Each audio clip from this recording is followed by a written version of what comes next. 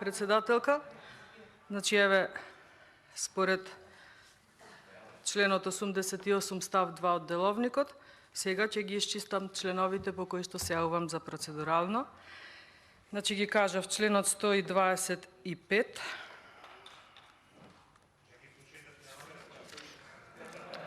став 3 вели матичното работно тело зазема став по мислењата и предлозите на заинтересираното работно тело. Во случајов Комисијата за политички систем и односи меѓу заедницата е како го разгледува, треба да го разгледува овој предлог на закон како матично тело, но заинтересираната комисија, тоа е Комисијата за европски прашања, нема незаземено став по мислењата и предлозите, значи немаме што да разгледуваме по оваа комисија. Следниот член по кој што процедурално реагирав од деловникот за работа на Собранието на Република Македонија е членот 135, точка 4, која што вели кога предлог на закон содржи одредби со кои се врши усогласување со правото на Европската унија, во воведот се наведуваат и податоци за изворниот акт на Европската унија со пол назив, број и датум, да не го читам и редниот број 5, редниот број 6, сите тие се однесуваат, односно докажуваат дека овој предлог на закон кој што го злоупотребува европското знаменце и Комисијата за политички системи и односи меѓу заедниците како матично тело сака да го разгледува, треба да реагира, а како треба да реагира и на кој член да се повика, тука стои членот 136 во деловникот за работа на Собранието на Република Македонија, кој што вели, ако предлогот на закон не е подготвен во согласност со одредбите на овој деловник, председателот на Собранието, во случајов председателката на комисијата, пред да го односно се однесува на председателот на Собранието, се извинувам, пред да го достави на пратениците, ќе побара од предлагачот да се усогласи со одредбите на овој деловник, а ако предлагачот не го дополни предлогот на закон во рок од 15 дена од барањето на председателот на Собранието, се смета дека предлогот на закон не е поднесен. И залудно ние си го читаме овој деловник, нели согласно него треба да кажеме по кој негов член се повикуваме, залудно е се, затоа што ништо од ова не се почитува и на таков начин, не почитувајќи ништо од овој деловник, ние сега сме стигнати процедурално да реагираме на оваа Комисија за политички систем, на која што треба да се расправа по точка која што воопшто не ја има испочитувано процедурата за да дојде до тука. И на председателката на Комисија за политички систем и односи меѓу заедниците, која што даде одговор според деловникот како и што треба на процедуралното од колегата Антонио Милошовски, сметам дека со она што го одговоривте на колегата Милошовски, во суштина вие и ни се приклучивте на нашите процедурални реакции во однос на тоа дека е навистина невозможно со ваков начин на хибридно активно собрание, јас го нареков, дури ни вие, како пратеничка на помал коалиционен партнер од партиите на власт, да присуствувате сегде, па дури на комисиите, каде што, како што вие се изразивте, ние сме се обидувале да шверцуваме декларација за Гоце Делчев. На колешката Жаклина Војвода, поради која што и се јавив, но во меѓувреме се случи ова што се случи. Жаклино Војводо, благодарам што ја споменавте химната, но химната за Гоце Делчев.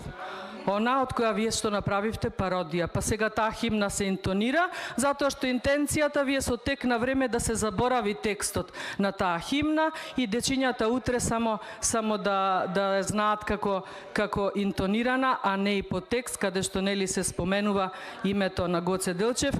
Велите без квалификации, велите дека сме ве навредиле со терминот патриотизам, не знам зошто се навредувате од терминот патриоти.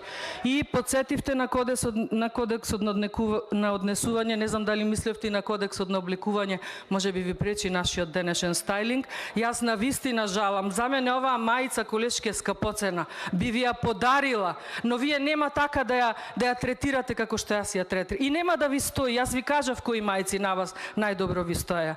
од оние трите несречнички. Имавте такви колеги кои што овде доаѓаат така гордо со нив. Не, ние гордо го носиме Гоце Делчев.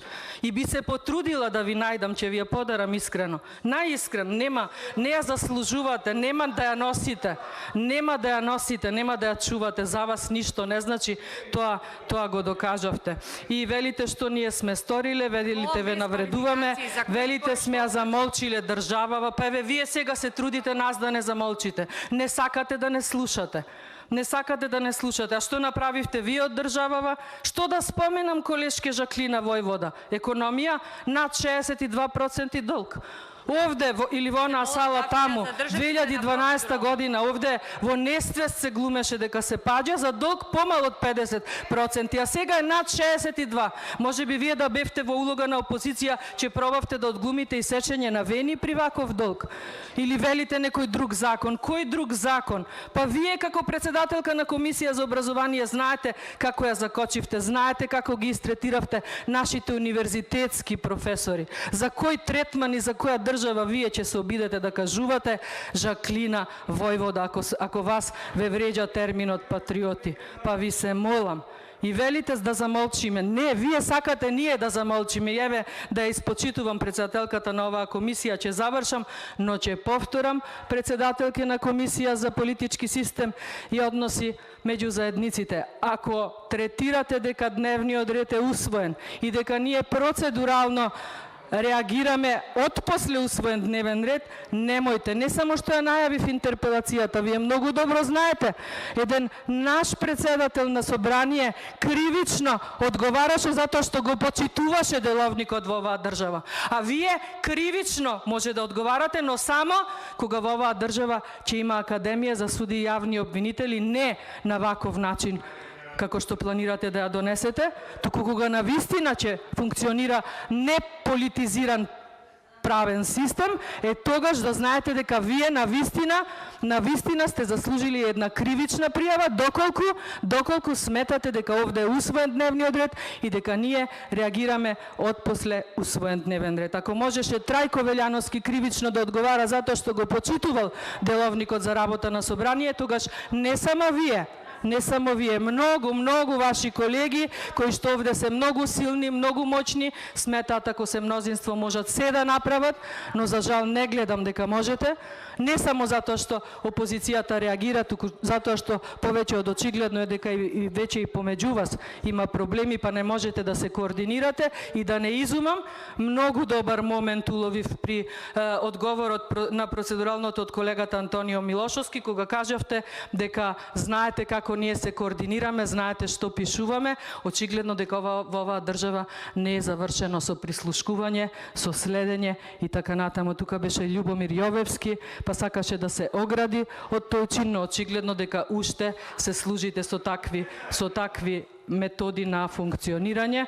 Затоа ќе завршам со еден свиреж во знак на протест на сето ова што го правите со ова собрание.